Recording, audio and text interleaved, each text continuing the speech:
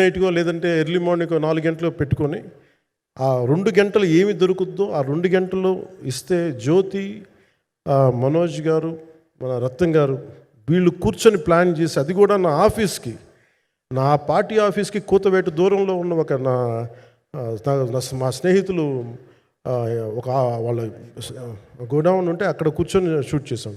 ఎంత మండుటెండంటే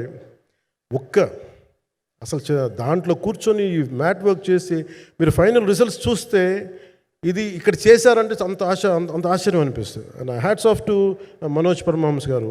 అండ్ ఈ సీన్స్ అన్నిటికీ ప్రీ విజువలైజేషన్, ప్రతి సీన్ చేయబోయే ముందు అసలు నాకు ఏమనిపించిందంటే సినిమా చేయగలమా లేదనని పరిస్థితుల్లో జ్యోతికృష్ణ గారు ముందుకు వచ్చి నాతో మాటలు నేను చెప్పలేదని, ఇది ఇలా చేస్తాం అలా చేస్తాం ఏం చెప్పలా, ఏమి చేయబోతున్నాడో ఎవ్రీథింగ్ వాజ్ ప్రీ విజువలైజ్డ్.